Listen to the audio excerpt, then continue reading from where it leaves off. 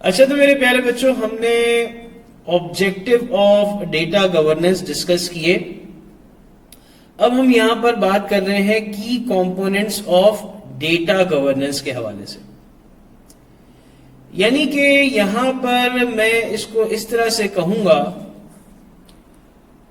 कि आसानी के लिए मैं बात कर रहा हूं। मैं यहां पर कहता हूं कि डेटा गवर्नेंस एक स्ट्रक्चर है, एक बिल्डिंग है, एक इमारत है जिसको, और आपको पता है बिल्डिंग किस पे खड़ी होती है? पिलर्स पे। अगर पिलर्स मजबूत होंगे, फाउंडेशन मजबूत होगी, तो जाहिर सी बात है उस बिल्डिंग का भी नुकसान नहीं होगा, उस बिल्डिंग में रहने वालों का भी नुकसान नहीं होगा। इसी तरीके से अगर डेटा गवर्नेंस का स्ट्रक्चर और उस स्ट्रक्चर में मौजूद जो pillar well defined,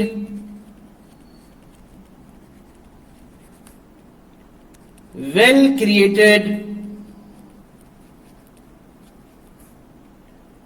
well organised अगर होंगे, तो आपका जो डेटा है वो सिक्योर भी होगा,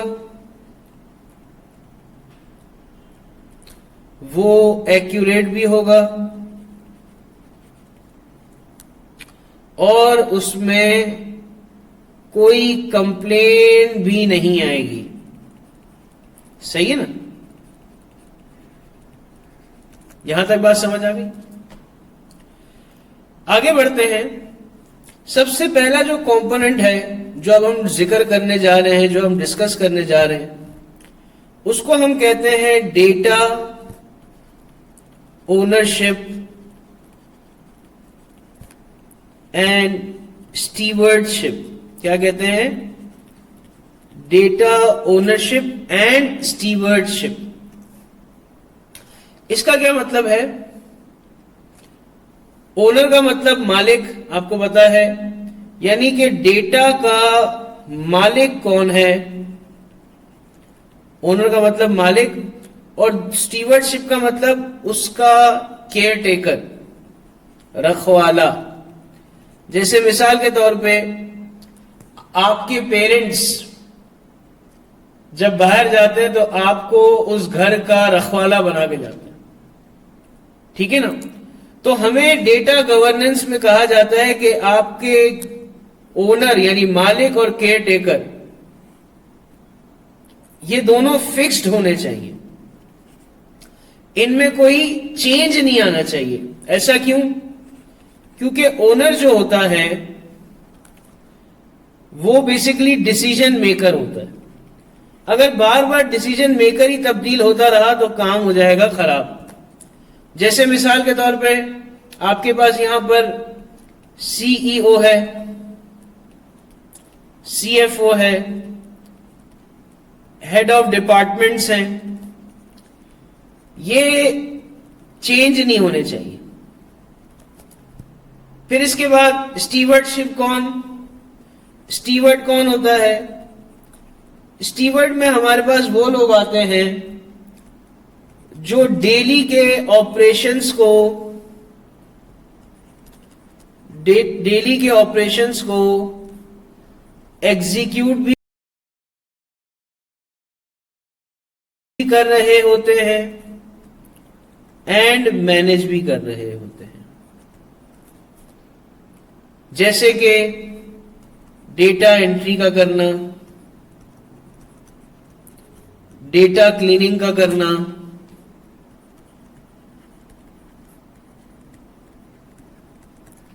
डेटा की एक्यूरेसी को चेक करना, ठीक है? अब यहां पर मैं एक एग्जाम्पल से इस बात को और बेहतर समझाऊंगा। और एग्जाम्पल क्या है, आप बच्चों ने बड़े गौर से सुननी है। जैसे एक हॉस्पिटल है, मैंने क्या इस पर लिख दी, जैसे एक हॉस्पिटल है, उस हॉस्पिटल में जो पेशेंट का डेटा है, जो कि बड़ा हसास डेटा है, ये डेटा को मेडिकल डायरेक्टर यानी कि इस डेटा का जो ओनर है वो कौन है? मेडिकल डायरेक्टर, यानी हॉस्पिटल का जो मेडिकल डायरेक्टर होगा ना, वो इस डेटा का ओनर है। और जो नर्स है ना, नर्स वो इस डेटा की केयर टेकर है। अब नर्स मेल हो या फीमेल हो, उस पर नहीं जाएंगे, क्योंकि ये वो नर्स है जो बेसिकली डेली के टास्क को एग्जीक्यूट कर रही होती है, और ये वो इंसान है जो बेसिकली डिसीजंस ले रहा होता है। ठीक है। हमारा अगला पिलर है जो कि बहुत आसान है, और वो क्या है? डेटा की ऐसी पॉलिसीज बना दो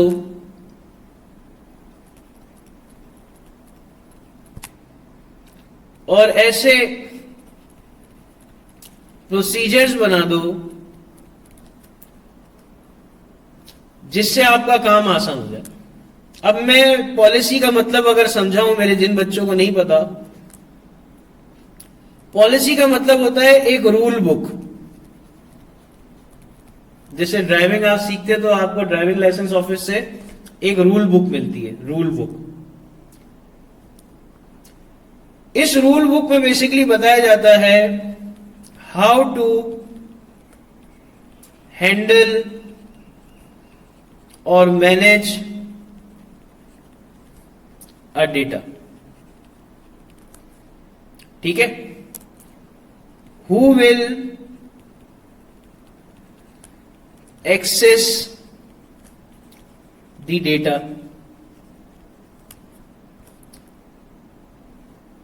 till what time, till when we need to keep this data, और आखिरी चीज क्या? When we will delete the data। यानी कि इस रूल बुक में पहला क्या लिखा होता है? How to handle your manage your data. इस बुक में लिखा होता है who will access the data. इस पे लिखा होता है कि मैं डेटा को कब तक अपने पास रखूंगा। फिर होता है कि इस डेटा को डिलीट कब किया जाएगा। पॉलिसी मतलब रूल बुक, रूल बुक में ये 4 बातें लिखी होती हैं। प्रोसीजर क्या होते हैं? Step by step, step by step policy implement कैसे होगी, इसके बारे में बताया जाता है। अब जैसे मिसाल के तौर पे पॉलिसी की अगर एग्जाम्पल दूं तो हमारा जितना भी कॉन्फिडेंशियल डेटा होता है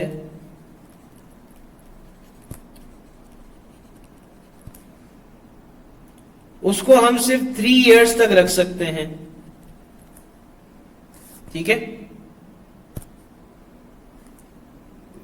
इसको मैं इस तरह से लिख देता हूं, विल कीप टिल 3 इयर्स। और जो प्रोसीजर है उसके लिए मैं क्या कर सकता हूं? प्रोसीजर बहुत गंदे तरीके से लिख दिया।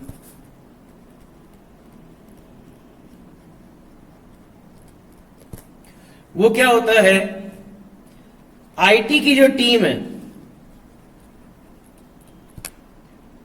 वो जो 3 इयर्स पुराना डेटा है उसको ऑटोमेटिकली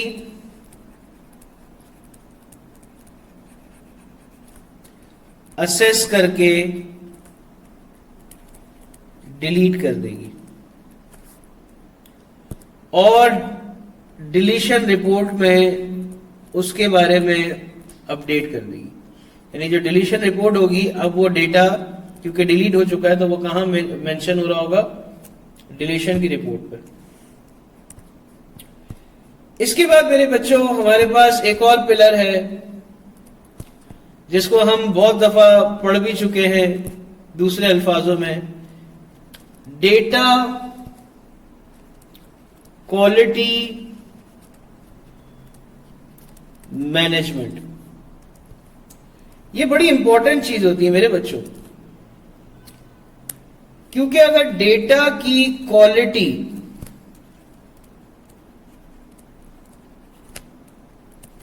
हाई नहीं हुई, मतलब अच्छी नहीं हुई, तो इसका इम्पैक्ट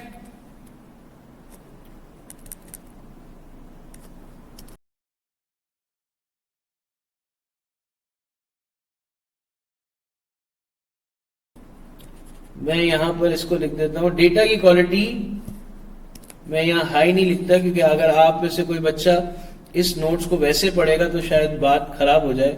अगर डेटा की क्वालिटी लो हुई तो डिसीजन मेकिंग पे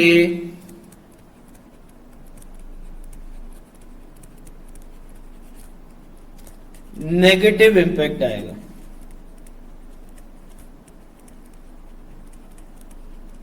ठीक है, तो अब बात सारी ये है सर, आपने ये बहुत दफा बातें बोली हैं कि डेटा की क्वालिटी होनी चाहिए, डेटा की क्वालिटी होनी चाहिए। जरा आज बता ही दो कि एक अच्छे डेटा के अंदर क्या खुसूसियात होनी चाहिए, यानी कि एक गुड डेटा का साइन, एक गुड डेटा की यानी कि क्वालिटी डेटा का दिखना कैसा होता है, मतलब वो कैसे नजर आता है लोगों को। सबसे पहली चीज, उस डेटा में एक्यूरेसी होनी चाहिए। दूसरी चीज, उस डेटा में कंसिस्टेंसी होनी चाहिए। उस डेटा में कंप्लीटनेस होनी चाहिए। ठीक है, और फिर उस डेटा में टाइमलीनेस होना चाहिए।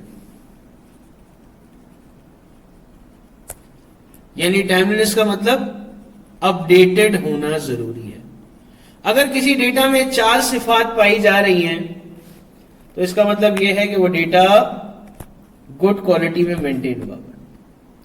फिर हमारे पास एक और चीज होती है, वो कहलाती है डेटा सिक्योरिटी। डेटा सिक्योरिटी का मतलब भी आपको माशाल्लाह से पता है कि कोई भी अनऑथराइज्ड पर्सन अगर डेटा को एक्सेस करेगा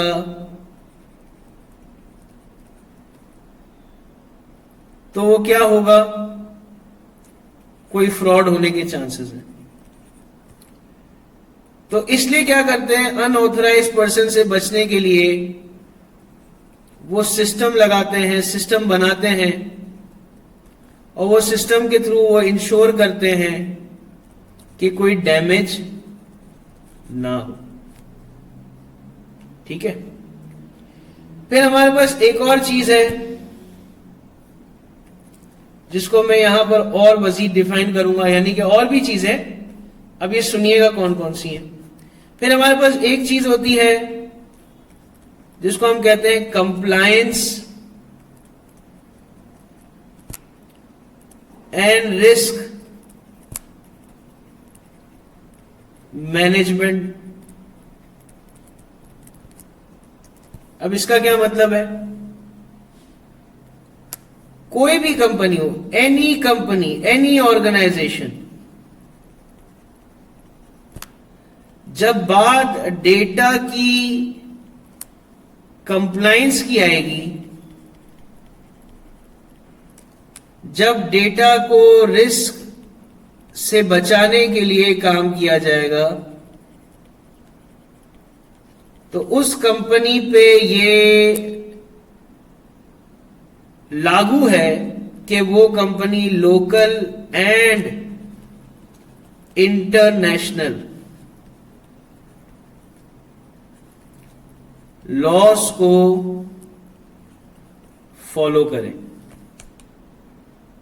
ठीक है, वरना क्या होगा, इफ नॉट फॉलो तो आपको फाइन पे करना पड़ेगा, जुर्माना देना पड़ेगा। अब वो कौन से ऐसे लॉज हैं जिसे हमें यानी एक कंपनी को फॉलो करना है? एक है GDPR, ये यूरोप का बनाया हुआ है। फिर हमारे पास एक है PECA, ये पाकिस्तान का बनाया हुआ है। फिर हमारे पास एक है ISO 27001, ये एक स्टैंडर्ड है। यानी अगर कोई कंपनी डेटा पे काम करती है, डेटा जमा करती है, डेटा को सिक्योर करती है, तो उसको ये तीनों तरह की चीजें शोकेस यानी तीनों तरह के लॉस को फॉलो करना जरूरी है। अब इसकी एक एग्जांपल देखते हैं और बात को और ज्यादा क्लियर करते हैं। जैसे एक ई कॉमर्स वेबसाइट है, ई कॉमर्स वेबसाइट, वो अपने कस्टमर का जो डेटा है, कस्टमर का जो CNIC है, वो जो अपने कस्टमर का CNIC है, उसको क्या करती है, इनक्रिप्टेड फॉर्म में अपने पास रखती है। किस फॉर्म में रखती है? इनक्रिप्टेड फॉर्म में, इनक्रिप्टेड फॉर्म में सेव कर लेती है, ताकि लॉ की वायोलेशन ना हो जाए। ये क्योंकि हमें लॉ ने कहा है। फिर हमारे पास एक और पिलर है जिसको हम कहते हैं मेटा डेटा मैनेजमेंट। ठीक है,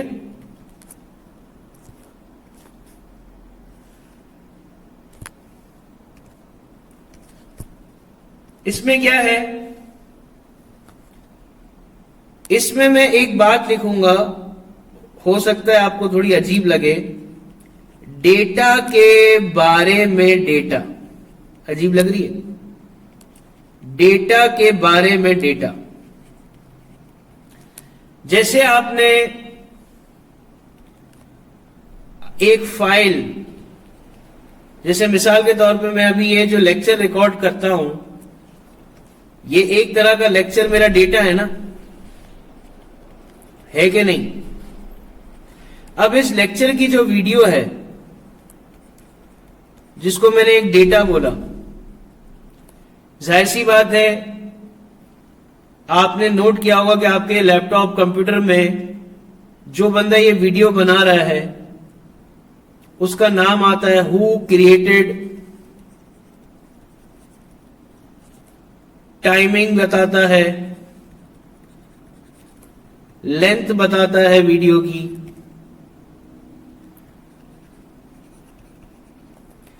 और साथ साथ उसका फॉर्मेट भी बताता है कि MP4 है, VLC है, MP3 है, डॉक फाइलें क्या है। तो इसको हम कहते हैं डेटा के बारे में डेटा। समझ आ रही बात? जिससे मुझे सिस्टम को डेटा समझाने में आसानी होती है। जैसे मैं अगर आपके पोर्टल पे लेक्चर अपलोड करता हूं ना, तो आपने देखा होगा नाम आता है, फाइल साइज आता है, सारी चीजें हमारे पास आती हैं।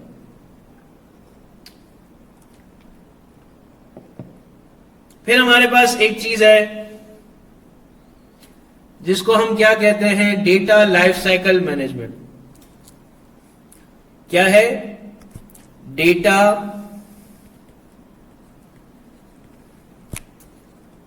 लाइफ साइकिल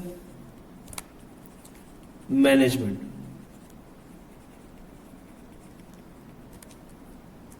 इसमें क्या क्या आता है मेरे बच्चों? इसमें आपको बताया जाता है कि डेटा को क्रिएट और एक्विजिशन कब की जाती है। यानी क्रिएट का मतलब डेटा कब बनाया जाता है और कब कलेक्ट किया जाता है। तो मैं यहां एक्विजिशन के साइड पे लिख देता हूं कलेक्शन, ताकि बात आसान लगे। डेटा को कब कलेक्ट कर सकते हैं, कब इसको क्रिएट कर सकते हैं। फिर इसके बाद स्टोरेज के हवाले से हम बात करते हैं कि इसको सेव कहां करना है, इसको सर्वर पे सेव करना है या इसे क्लाउड पे सेव करना है। ठीक है। फिर हम बात करते हैं इसके यूजेज की, जिसमें हम बात करते हैं क्या ये डेली के ऑपरेशंस में काम आता है। तो जाहिर सी बात है, डेली के ऑपरेशंस में काम अगर आ रहा है तो इसकी रिपोर्टिंग भी करनी होगी। इसकी बेसिस पे बहुत से डिसीजंस लिए जा रहे होंगे। फिर इसके बाद इसको सेव करके कब तक रखना है, जिसको हम कहते हैं आर्काइव। क्या कहते हैं? आर्काइविंग, मतलब सेव करना। कब तक सेव किया जाए, कब सेव किया जाए। अब मिसाल के तौर पे आपने मैट्रिक पास किया 2019 में और अभी चल रहा है 2025। क्या आपके स्कूल के पास आपका डेटा होगा? हो भी सकता है और नहीं भी हो सकता। लेकिन आप जिस बोर्ड से एग्जाम दे चुके हैं उसके पास आपका डेटा जरूर होगा, क्योंकि उसको डेटा संभालने की जरूरत है। और डेटा डिलीट कब करना है, डिलीशन ऑफ डेटा कब होगी, ये हर एरिया पे आप जब डेटा लाइफ साइकिल मैनेजमेंट पे आते हैं तो आप सब एरिया पे काम करते हैं। तो अल्हम्दुलिल्लाह मैंने यहां पर आप लोगों को डेटा के हवाले से जो की कंपोनेंट है उसका जिक्र किया और सारी चीजें समझाई। आगे बढ़ने से पहले मैं रिक्वेस्ट करूंगा कि आप इन चीजों को एक दफा बुक से रीड कर लें।